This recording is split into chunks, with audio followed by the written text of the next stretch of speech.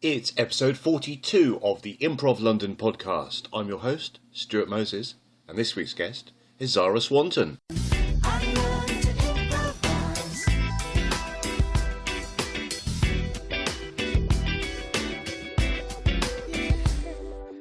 Zara Swanton, welcome to the Improv London podcast. Thank you very much. Thanks for having me. I'm so excited. I have to say that your notes are the best looking. I mean, we've had some good notes on this podcast so far, but yours are definitely the most colourful. And well, as I say, like the consummate professional I am, I have written them in crayon because I don't have a pen. You know, grown-ups have pens. I have crayons. many boxes of crayons, actually. And why do you have so many crayons? Because I think it's the same thing as the reason I like improv. I can't write. I cannot write. I am very visual and spontaneous. Therefore, if I'm trying to write something down, I'll do it visually in crayon form and do little pictures everywhere. It's nice. It's nice how you brought the crayon back to improv straight away. That was really good. The way we kept us on topic when I was just going, crayons, so good, aren't they? You've got to justify it all, you see. It's what you learn when you're doing improv. You must justify your choices. So I'm going to just chuck things in, and then I'm going to rely on you to justify them and bring them back to improv. Is that what I can rely on you to do? Do it. Try it. Once someone gave me the stimulus of Elton John, I managed to justify it with Fall Out Boy. I'm not quite sure how I got there, but I did. Right, I'm going to ponder that one in my own time. I can tell you, on the album American Beauty, American Psycho. No, it's not. It's Save Rock and Roll. There's a duet between Elton John and Fall Out Boy. Ah, right, okay. Something you remember in the middle of a scene for absolutely no reason. But it's really good in a scene when you can bring that sort of specificity. And even if people in the audience don't know Elton John or Fall Out Boy, although I presume all my listeners know both those artists. Just the way in which a character can say that, and just that. I don't know, it's enjoyable even if people don't know the specifics. I think it's even more funny because the character was a 60-year-old woman from Pontypridd, so, it's only fun when you're saying Fall Out Boy in a Welsh accent. Cool. Right, so where should we start? Ooh, the beginning. Let's start at the beginning. Okay. In chronological order. Where does the Zara Swanton story begin? Well, I think my particular journey began only really about a year ago. It's not been that long at all. I went to so I'm an actor, and I went to a casting workshop about 18 months ago. And I was doing a comedy scene, and I was told to go and do some improv because the lady's favourite actor was Carrie-Anne Lloyd, and therefore I should go and be Carrie-Anne Lloyd. And I was like, I love Carrie-Anne Lloyd. Yes, let's all be Carrie-Anne Lloyd. Oh, couldn't we just? Yes. So I signed up to Hoopla's basic class with Heather Urquhart, and I just had the best time. It was a group of adults from all walks of life just playing in a room, and I was like, I want to do this for the rest of my life. I just want to play. This is fun. So I kept going. I did improv performance with Jinni Lyons, which is really exciting, and then no, that's not chronological at all. Between those was the really big turning point in my life. I met Annie Sertish from Groundlings. Ah. She came over to London and did a course, and it was all character-based and based on the Groundlings principles. And between the adults playing around in a room and me being an actor and bringing characters, and then still playing around in a room, I was like, this is fantastic. So I kept going. Then I did long form with Chris Mead. Oh, right. How was that? Clicked. Everything just fell into place. I was like, this is it. This is my style. This is what I want to do. It's long form. There are other types of long form. You can get sort of narrative and the non-narrative and all the different formats. And it's just the best thing in the world. You can be an actor without any sort of script. Right. Which is great. There's no lines to learn. You just make it up as you go along, and it's fantastic. Cool. So, tell me about the group that you're a member of at the moment, starting by telling me what their name is. We have decided. Well done. You should tell the story. Okay, so we're a very new group made out of actually the members of the class I was in with Chris Mead. We loved each other so much that we wanted to stay together forever, and it was noted during our classes that we really favour a swarm edit. We do like to swarm. And we thought, do you know what? That would be a great name for a group. Let's be the Swarm. Well, it is a very good name for a group. That's why there is a group called the Swarm, who are far more famous than we are. So in thinking of like an end-of-term present for Chris, we were trying to sort of come up with ideas for what we could give him as a present. At which point, one member of our group, I believe it was Emma Tribe, said, let's give him a bag of bees, because that's like a swarm. We're like, yeah, okay, let's do that. Actually, we didn't at all. We said yes and, because we're improvisers, and it all got very strange, that conversation.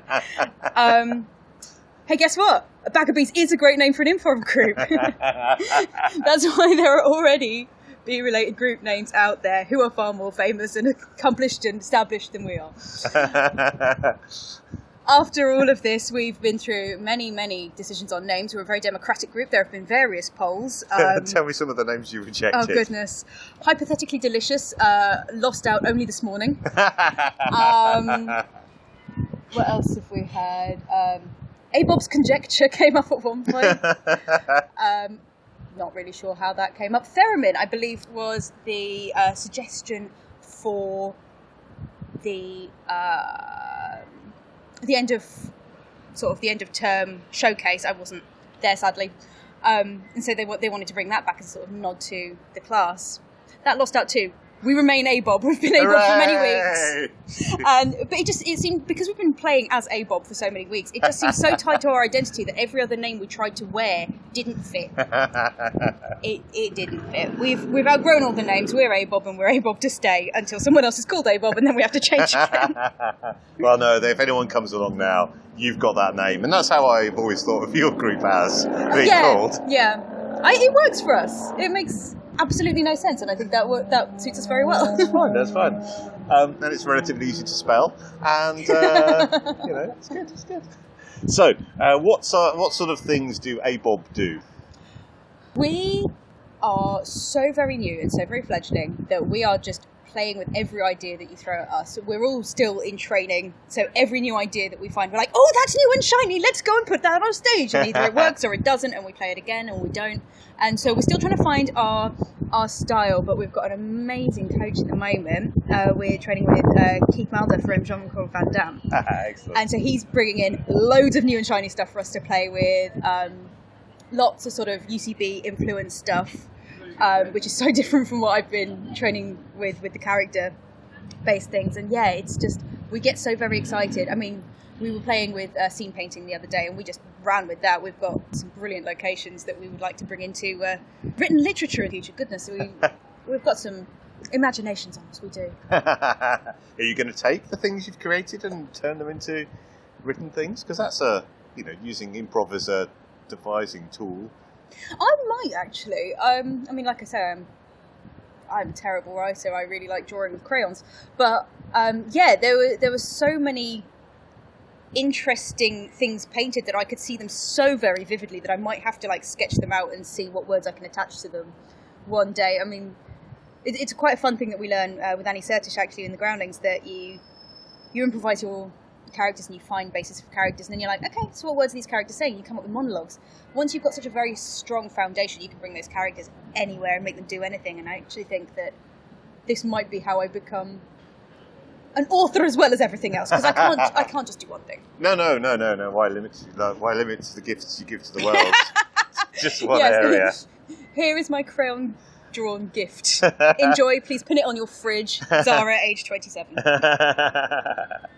So you're experimenting with lots of different forms at the moment. Whatever you discover, it's all going into the mix. Yes. Is there a particular form that you've been doing the most, or? So recently we've been playing with ASCATs and sort of very fudged Le Ronds. Like, it'll start as a Le Rond and then we have too much fun and we get carried away with ourselves. Right. Can you explain what both those things are? Well, I can try. Give us your take on those things. An ASCAT, the way we've been doing it is we'll get a suggestion from the audience. One person... Is this a one-word suggestion? This is a one-word suggestion. Okay. Although we even adapted that the other day. Excuse me.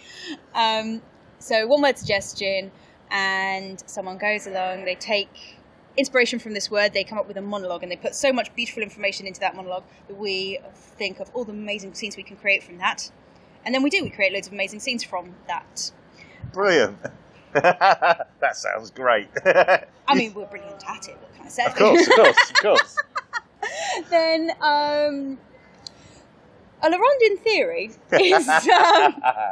is where you have, I mean, again, the way we've been doing it, you've got, you start with a 2-person scene, one person comes off, the next person comes on. You go around in a sort of sequence, you carry the scenes along. We'll probably get through everyone being on a stage once, and then then we'll just tag her on the entire show because we just have too many things going on and absolutely no discipline. We're like puppies. Maybe we should have been a bag of puppies. I don't know. That has a negative connotation. A bag of bees doesn't really. A bag of puppies. I mean, what bad things are we going to do to the bag of puppies? That's my question. Well, I mean, I'm not going to do anything to them. Don't do anything bad to a bag of puppies. No, I wouldn't do anything bad to puppies in any kind of container. I mean, in a box, Tupperware. No, I wouldn't put a puppy in a Tupperware to start with. I don't know why. Be a very tidy puppy. Don't know why those rumours got started. I wish people would stop.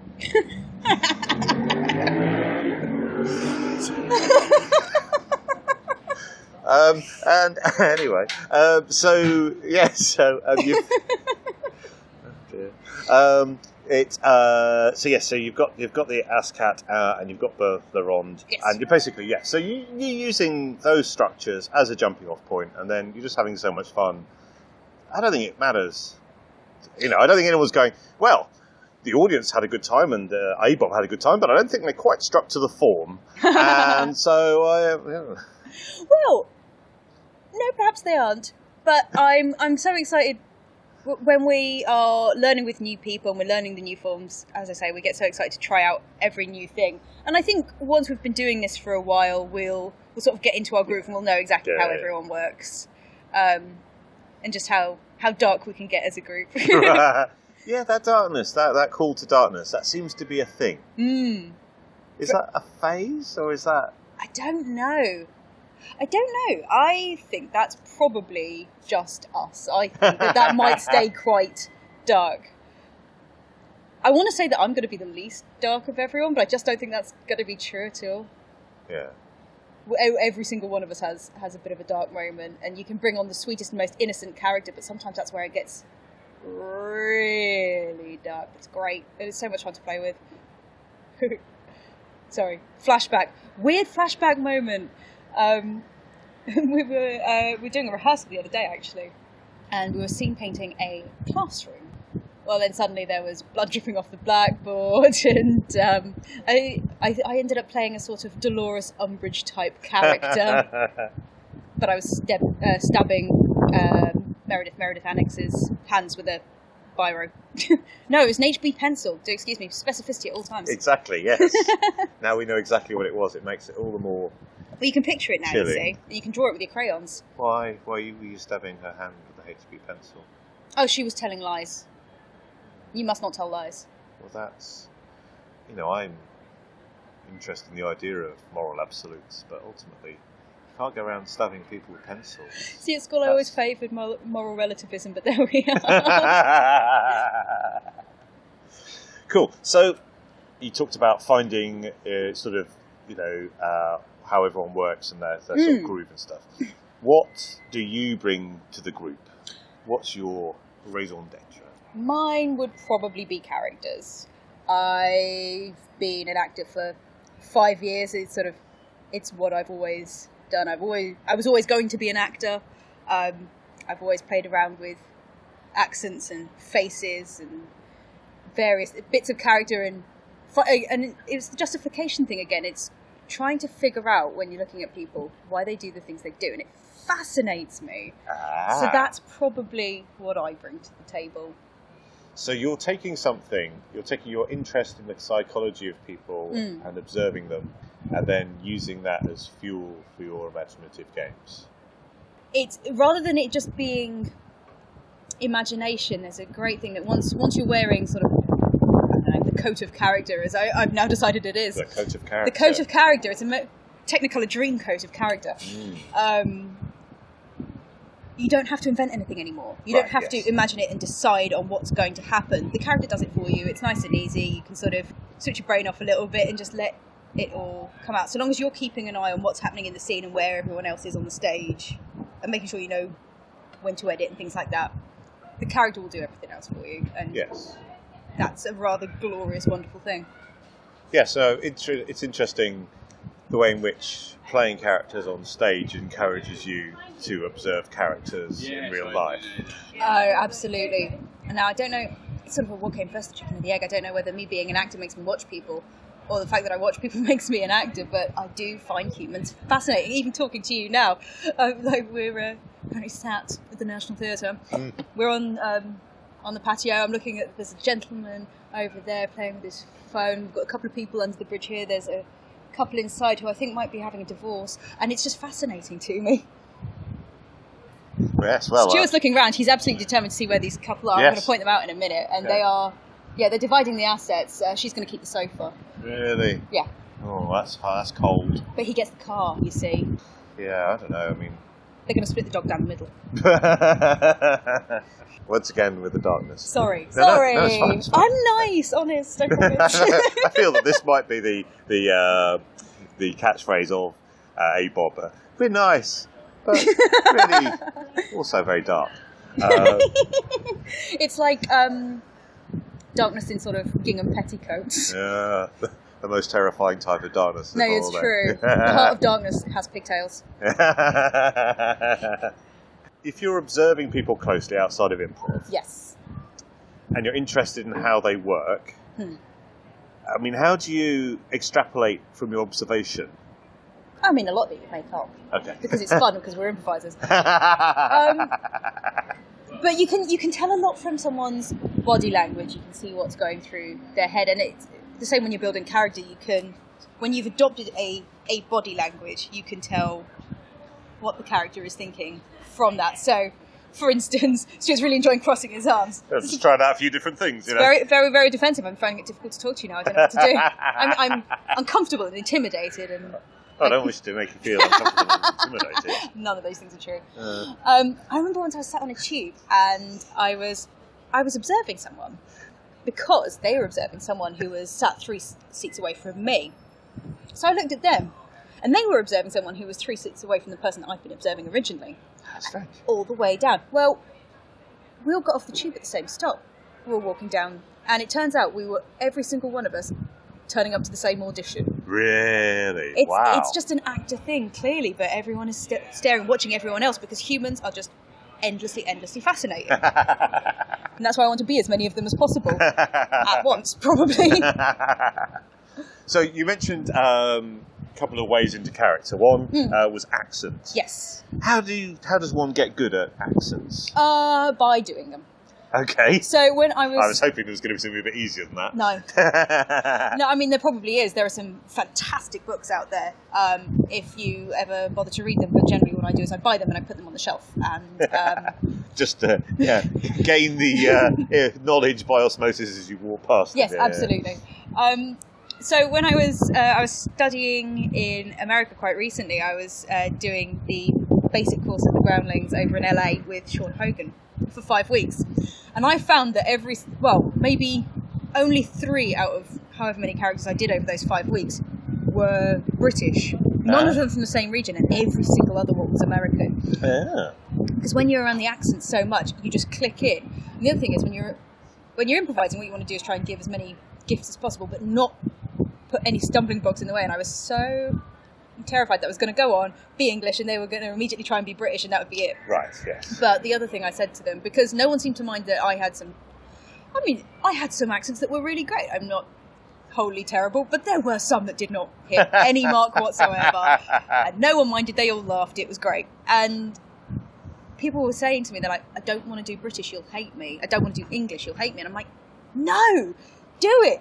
Fail. This is the safe space. Yes. Even if you're not in a safe space, do it. Fail. If it doesn't work, it doesn't work. And if it does, then you've had a really good time. And maybe the accent doesn't work. Maybe that's just the way the character speaks. Yes. Maybe they're a Martian. You just don't know. Do you know what I mean? Oh, who knows how Martians speak? So just do them. Just play. Yeah. Yeah. But I do that at home anyway. I will speak in maybe 4 or 5 accents per conversation because it's fun. It's just a fun thing to do. And I suppose, yes, as long as you're having fun, that's the main thing. If you're having fun, you believe in everything that you're doing, you will take the audience along with you. The second you start doubting yourself, they're not going to feel safe. So do it, embrace it. Be terrible. Yeah, and it is the committing to an accent. I remember once. Yeah, I was going for American, but it just wasn't American. Yeah. But that was just the way that this character spoke, and it was just, there was amusement to be had from the fact that everyone knew I was aiming for American and just gone wide. And America's a big place. There's plenty of variety. You'd have thought I could have hit a target that large. Not a chance. No, but you know what? If you hear Americans try and do other American accents, they hit it maybe as often as we do. Yeah. It's a very specific thing. You do have to be surrounded by it to sort of... It's like learning a language. Yes. You're making your mouth move in a completely different way.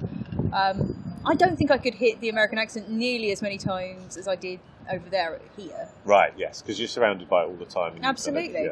I mean, so the other day I was doing a jam at the Jean-Claude Van Damme dinner in a movie. I went on, decided to be Russian.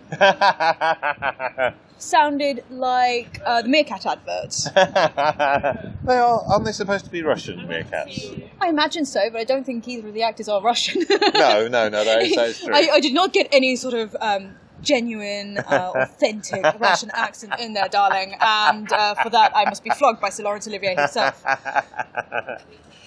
But I don't think people go along to Jean-Claude Van Damme jam night, or indeed any jam, going, well, I really love improv, but what I really got into it for was authentic Russian accents. And if someone does an inauthentic Russian accent, then I'm just throwing my chair over and leaving.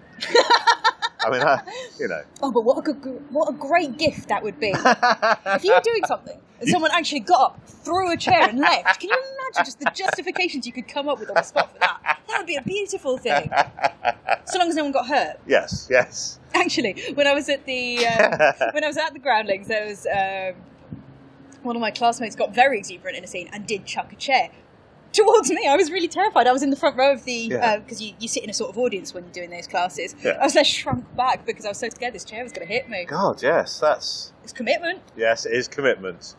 Don't throw chairs, everyone. I sort of think that you should have at least your 10% improviser brain going, don't do things that might hurt people. Yes. Health and safety. Yes.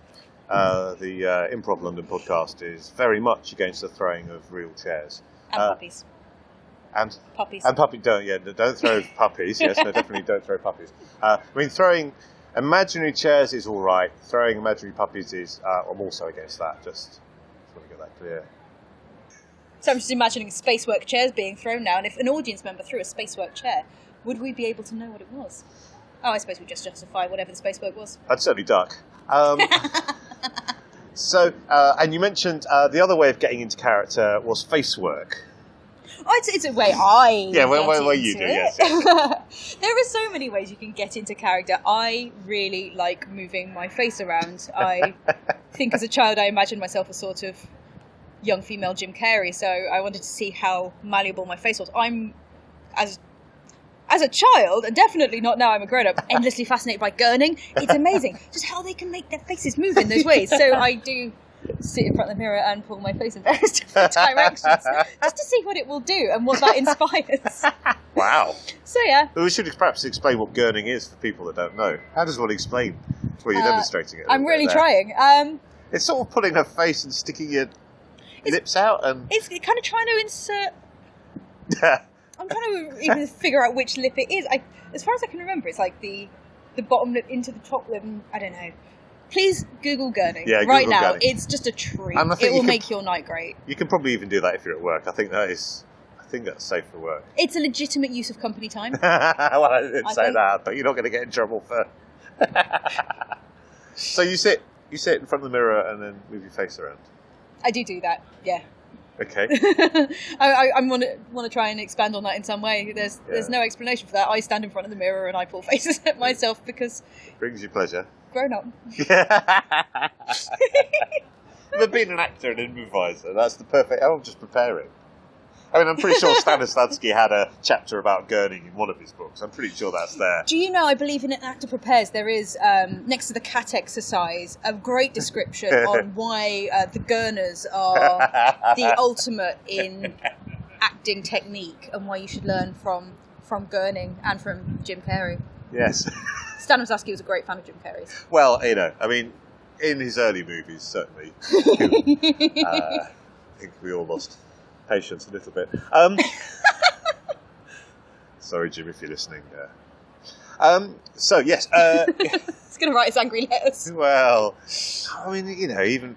No, How's he going to be my best friend now? Look what you've done. Yeah, I just thought out it was me that was disparaging about your later films.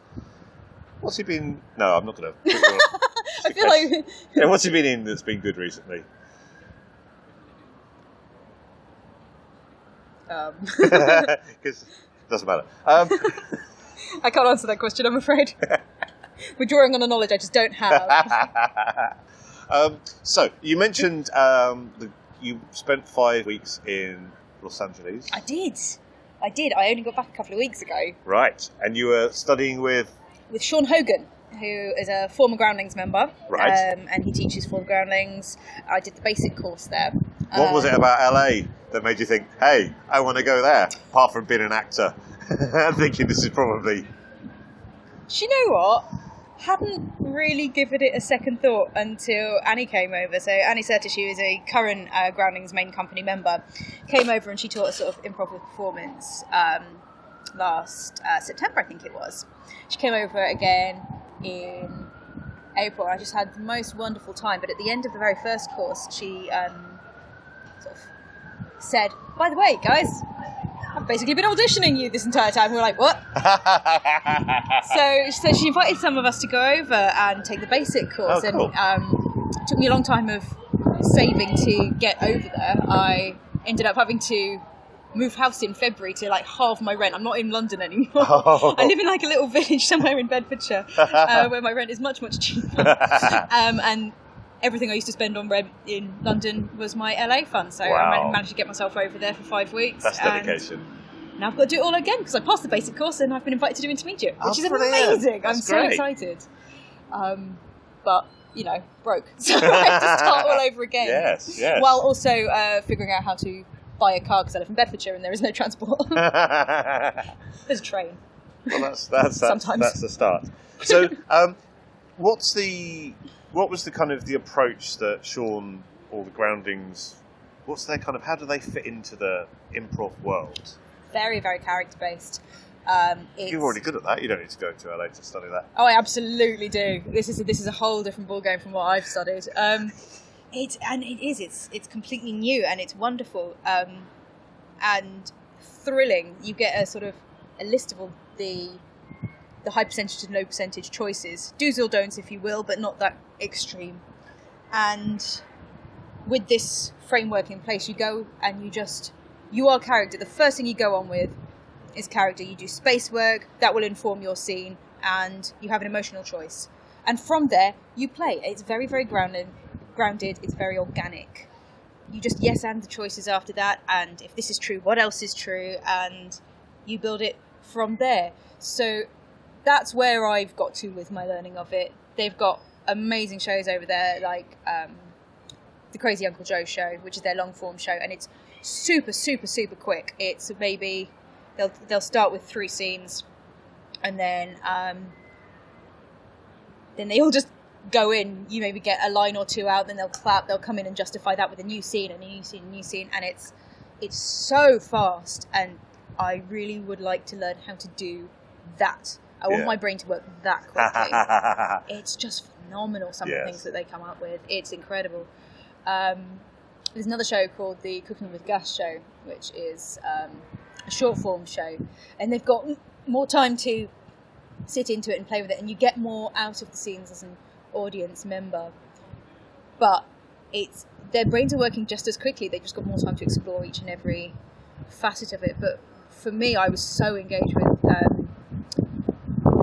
Crazy Uncle Joe that I saw it every week I was there. I was just fascinated with it. I thought it's so quick and it's amazing. They get a guest in who's not necessarily an improviser even, and they look after them, but they get them involved, and you can see throughout the show, usually by the third or fourth scene that they're in, they're like, oh, I get this, I know how to do this, and then they just want to play. It's this big playground on stage that everyone wants to be a part of, and it's fantastic. So that's what I get from them, is I learn character, and I have a really good sort of standard that I want to hit, and I want to bring back here. I want to see more of that here. Yes. Yeah. Yes. I suppose the way you get better at doing that fast, thinking that fast, is probably by doing it, isn't it? Absolutely. Yeah. Yeah. I was hoping it was a shortcut. It's, I was hoping you could tell me the secret and I could just do it. It's the 10,000 hours, baby. Yeah. You got to do it. Yeah. But also you've got to have a group of like-minded people who, yes, we also want to go that fast. But honestly, I'm really at the beginning of my training. I am not there yet. This is not time to take the training wheels off. This is I'm basically Bambi before walking. I should just be sort of bum shuffling along and don't even try and stand yet. I'm loving playing with my group and taking the time and coming up with organic things, and sometimes just running on stage and with nothing, just seeing what happens. That's incredible too. That is a different type of beauty. Yes. And it's a different type of excitement. Yes. You can get a lot more truth out of it that way, actually. And I don't know. Maybe as an actor, I'm drawn to the emotional connection between characters. I don't know. But yeah, I find excitement in all of it. I just want to learn everything and see what sticks. Throw pasta at the wall. Improv pasta. Brilliant. Yes, what shape is improv pasta in? It is a star shape. Oh, of course. Multicoloured stars. Of course it is. Improv's one of those things I've always loved watching and never thought would be for me. And I remember sort of when I was going to Edinburgh Fringe Festival years and years ago when I was a teenager, the shows that I would invariably find myself in were improv shows. I used to like watching the Oxford Imps and various other teams, and university teams mostly, but then I discovered Showstoppers. Oh, right, excellent. So Showstoppers was probably the real beginning for me, and I've seen that show so many times. I think the most memorable one for me was they had a guest slot with Hardeeps and Coley, and they did a brilliant sort of Bollywood theme. Wow. Oh, it was just incredible, and they created that all on the spot, and it was glorious. Have you done any of the workshops that they do? Not yet. They Not are yet. Amazing. Well, I looked at them for the ones that are coming up in, I believe they're October. The world is on fire, everyone! Don't panic! It's not like we've even dropped any names and it's like a name-dropping alarm. Although I will say that... It's a something alarm. Well, Zara's talking rubbish alarm. Well, it can't be that we're being too pretentious. We're on the balcony at the National Theatre. If this is permitted anywhere, then it's permitted here, surely. I need an appropriate setting, darling. Yeah. Their workshops are amazing. Yes. Do you sing? I would have said no, but for the fact that I managed to end up in an Italian pop group not long ago. Not even sure how it happened. I was backing singing for them. You were in an Italian pop group? I was. How did this happen? Not even sure. I was part of a community choir, and they were looking for backing singers. I was like, that sounds like fun. Were you in Italy at the time? No, I was in Woolwich. Oh, right, I see, fair enough. And that well-known place that Italian pop stars come from. I'm trying to remember the name of the venue. It's huge and it's beautiful. I will remember it. It's in North London somewhere. That's helpful, isn't it? Yeah, I need a bit more specific. I'm going to use my psychic power. It's a beautiful building in North London. Oh, don't. I'll feel like a muppet now. Right, some sort of cathedral. Not the Union Chapel. That's the one. Am I the Union Chapel's Am not I cathedral good at or all. what? That was spot Am I good or what? Union Chapel's amazing. The Yes, lighting guys and the sound guys are incredible there. I can't even tell you how brilliant, because they managed to make me not sound like a frog. So yeah, I would say no, but I really loved doing it, except for the fact that I did that.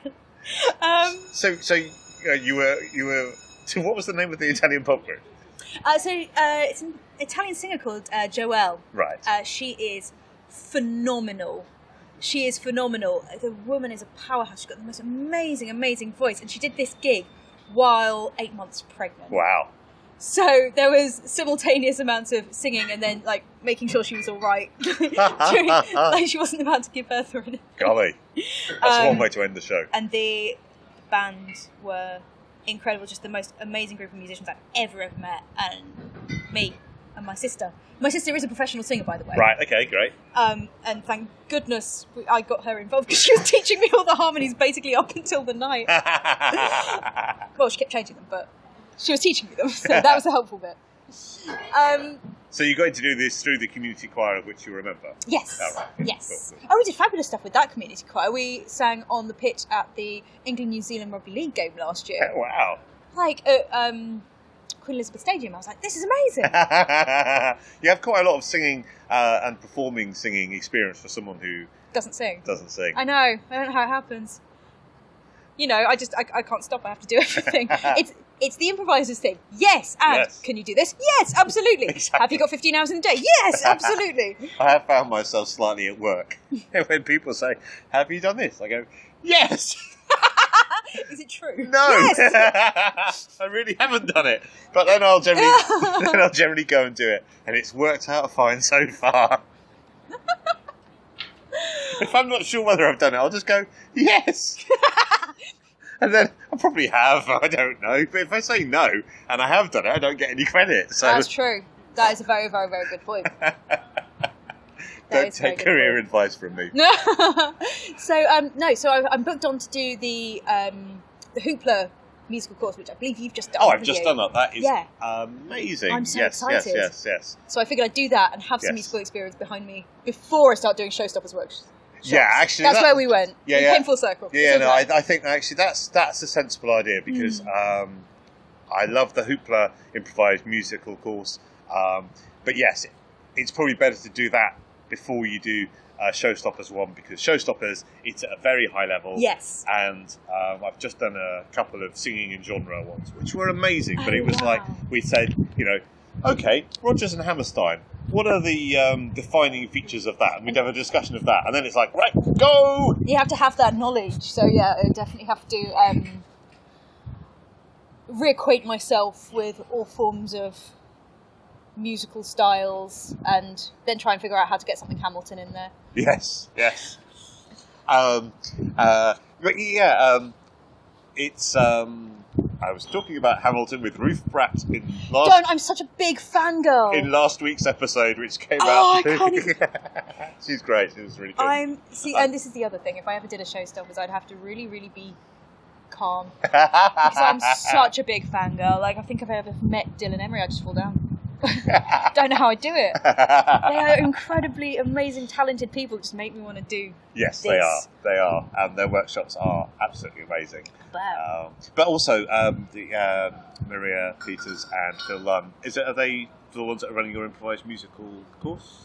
I will have to double check. Oh, tell you what I'll do is I'll check, Oh, he's got to Google it. and then I'll retake that sentence. Well, that'd be really helpful because otherwise it just makes me look under research and not like I'm a very dedicated and focused person who wears blinkers at all times and therefore can only remember what she's doing at this exact moment. It's good to just, focus on what you're doing in the moment. I mean, it's unusual for people to quiz you about things and then record the outcome and then put it on the internet. I mean, I imagine that's quite an unusual, so maybe this happens to you a lot. Well, getting interviewed? No. When I was nervous earlier and I was told, it's an interview, they're going to talk to you and not quiz you. Yes. Well, that works. Well, I'm asking the hard questions. I was nervous about, because I thought, well, what happens if I've suddenly forgotten how to do this? 30, 40 episodes in. Maybe Spontaneously all forgotten. Maybe the first 39 episodes were just lucky. It says Phil Lunn here, and he's the only person that's listed. He's the only person that's listed there. I imagine there'll be somebody else as well, but maybe it won't. Oh yes, plus an additional improv teacher. This isn't great radio, is it? This is Stuart looking up the Hoopla website and then reading what's on the Hoopla website and then telling someone that's already signed up for the course what's going on, except we don't actually know because the website doesn't That's get probably it. why I didn't know. But do you know what, though? I mean, you say 30, 40 episodes in, you should know how it all goes. I used to present radio back in the day. When I was at uni, I did 3 years of uni radio. I right. presented several shows during that time. So I'm into the hundreds of episodes. I've completely forgotten how to do it all. I haven't got a flaming clue. I won an award once. You won an award? I did. For your radio? Was best newcomer. Wow. It was the Uni Radio Awards, Yeah. but with BBC Radio Cymru, and I felt quite proud of myself, my little BBC award. Cool. Pretending it's the real BBC and not something that we've coerced them into signing. Coercion is still... it's legitimate! It's No, legitimate it's even not. if you coerce them. No! So what was your favourite slot on the radio that you did? My baby was the Unsigned Metal Show. The Unsigned Metal Show? Which I presented... I love the idea of the Unsigned Metal Show. I did. Well, it was metal and unsigned. Oh, right, I see. I felt I was super cool. I played Iron Maiden at the start and end of every single show for 3 years. But that is because I'm epic. Well, yeah, because that is the kind of... I'm doing it. That is the kind of, I don't know, belief system that would appeal to a metal fan. You know, it's just like, there's kind of principles there. It's like, you know, we know where we are. Maiden, some other stuff, more Maiden. Yes. We did have a couple of theme shows. There was like a Halloween show once. There was a concept album show. Right. Which I think, to be fair, I think we only played 4 songs on because concept songs are really, really long. But it's okay because we only had 3 listeners and I think 2 of them were my sister and my nan. That's nice. It's nice that your family are supporting you. My sister used to call in the show. I was just going to say, did you have phone-ins? Yeah, so I did a little shout out to her. And you couldn't hear, because we had to adhere to such very strict rules, you couldn't hear what the caller was saying. So you had to do it during tracks and then just give them a shout out on the air. What I loved is that you can't have a ringing phone in the studio, obviously, sound recording. Yes. So there was a light, but someone had covered the light in like a blue gel. Right. So it was like the TARDIS phone. It looked like the TARDIS was coming in. And again, for 3 years, it was the coolest thing in the world to make that joke every single week. Because I'm original like that. I think, you know, you've got to, when you found something you enjoy doing, just keep on doing it, and eventually people will come around. I really missed a trick at university, actually, because there was an improv team there. Oh, right. Which was set up by a guy called, I'm going to say his name wrong, he's going to send me an angry email, but KeithTheGooner? Anyway, do you want to say a couple of versions and then I'll edit in the right one? I'll never find out. No, fair enough. I'd have to call him and ask what his name yes. is, which after knowing him for 6 or 7 years it's might be a bit now. offensive. Maybe through the medium of this podcast that he could, you couldn't ask him in person, but by broadcasting it to everybody. And yeah, well, so he's in a group called Stranger Things Have Happened in the Netherlands. Right. And class has ended. Off we go. Is that the start of the second half of the play or something? Is that calling us back maybe, in? is it... What time is it? Is it maybe like... 7:38, that well-known time for plays to restart? Yeah, I have no idea what that's about. 5-minute call? Could be. Yeah, maybe it's like a 1:45 show. Maybe it's a 7:45 show. Maybe. Is that normal time for shows to start? When I'm in one, I'll let you know. Yes, this you missed a trick at university. Because Keith from Stranger Things Have Happened came over to do his PhD and started an Improviser Society at Bangor University, where I went, which I believe became known as ImpSoc. And through there, like, just the most amazing group of quick-witted, funny people all came together to create some marvellous things. And I used to go to their gigs and watch them and think, I could never do that. Yeah. I could have started so much earlier, and I just didn't. Yeah, no, that thought has occurred to me. Yeah. You see these people and you think, wow, they're really amazing. And then you find out they've been doing it for 10, 15 years or whatever. It's like, no wonder they're that good, because they've had that much more practice. It's interesting, like, so I was listening to the podcast you did with Chris Mead, and he said he started in 2009, I think. Yeah. Well, I graduated in 2010. Had I done ImpSoc at Bangor and then left, I could have started at the same time. Just think where I'd be today. Well, he has the ability to travel through time. That's true. It's he's fantastic like that. He is. Mainly just that way. No other way. Just his ability to travel through time. And indefatigable. As an energetic bounty man. Yes. Energetic bounty man Chris Mead. I'm hoping that name is going to catch on, much like the improv journeyman Mark Tyndall. But no, but do you not think if you ever find a Chris Mead improviser, they're also bouncy and energetic? Well, yes, exactly. Yes.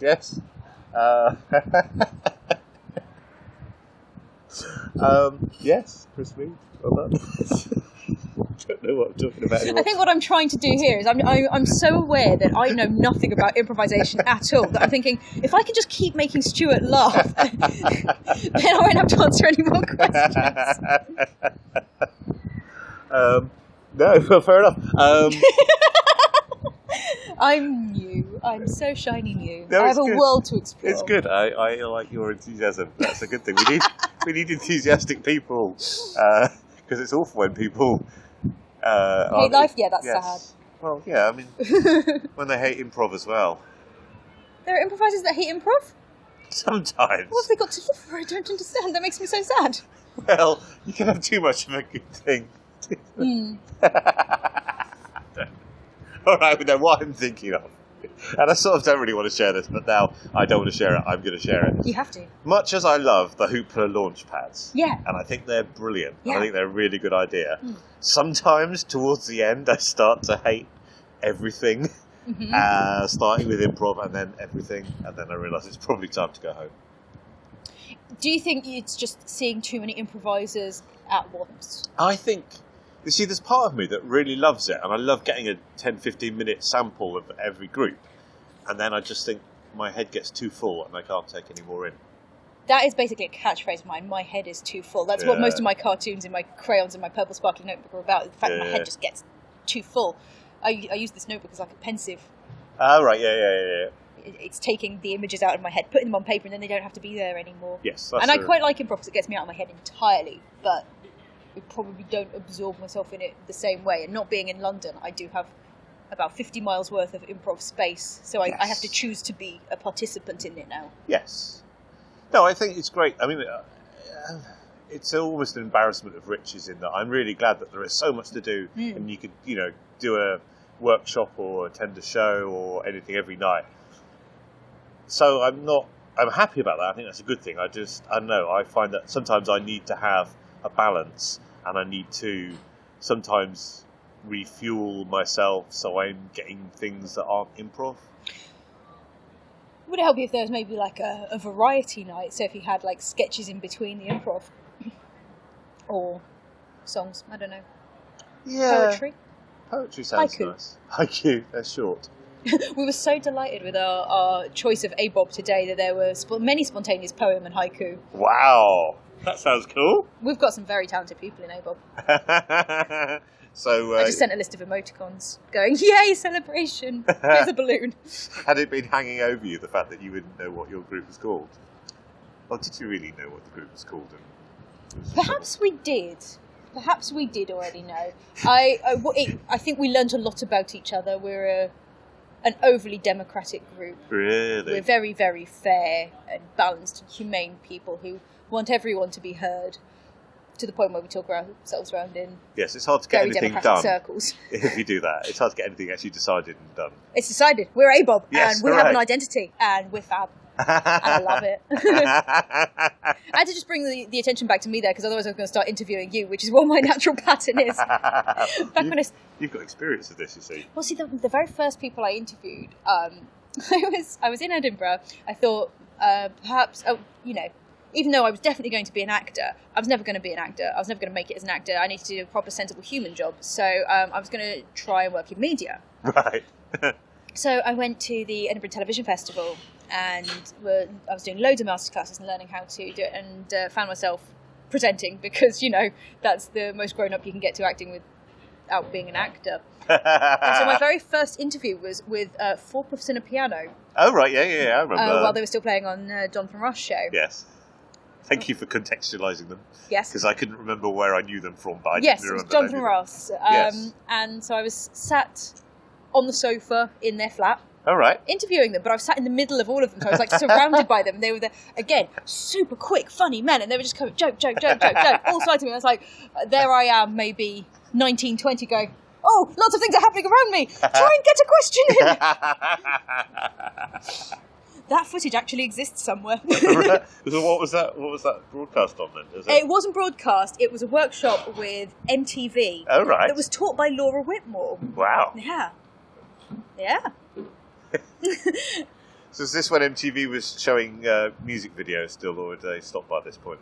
This is the whole... I don't know. I didn't have... I was living in Bangor, and terrestrial television had only just been turned off, or analogue television, I should say. So we'd only just witnessed the birth of Digadol, because I was in Wales and I only ever heard the adverts in Welsh. What was Digadol? Digadol is digital. Oh, I see. Right. Okay. Fair enough. So yeah, no, we didn't have anything so fancy as MTV or Sky or anything like that. I got to sit in the McTaggart lecture that year. It's fascinating. It was James Murdoch. All right. Yes. I mean, that's probably where the people watching really began. Like, what makes you tick? What makes you function, James Murdoch? Things I did not write down on my list of things to say or remember. Cool. Right. Okay. So, big final question. Yes. Big final question. Oh. What would you like? Doing this is a gesture of doom. Gesture of doom. It's like the gesture of the entire world. This is a gesture of the rainbow gesture. Of I love me, it. Conjuring up a rainbow for you to answer. I want to answer a rainbow. Ask me a rainbow. I can sing a rainbow. Get thee to Showstoppers right away. Yeah. With that beautiful singing. Yeah. Sign me up to more Italian pop bands. Where are they? Yes. What would you like the future to hold for you and for improv? And if all things that you dreamed of came to pass, what would your dreams be? Okay. See what I did there? Yes. Rainbow gesture. The rainbow gesture of everything all Yes. in the world. I'm doing it too now. We're both like just gesturing wildly on Somehow- the patio of the National Theatre. Somehow it seems the right place to do it.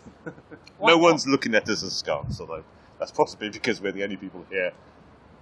Because it does. You're not the first person that's almost got rained on while doing one of these podcasts. It might well rain. Okay, so in the rainbow of the universe and everything, Yes. what do I want in life and what do I want for improv? I want more characters. I want to be the one that brings more characters here.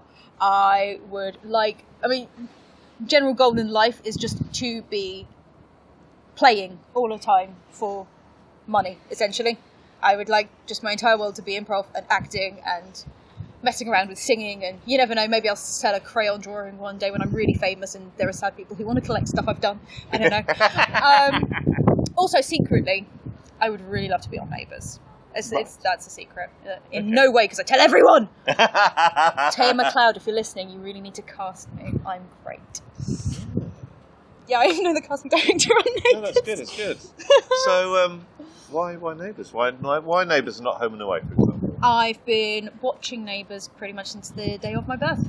Right, fair enough. I was born just after Kylie and Jason got married. Ah, yes.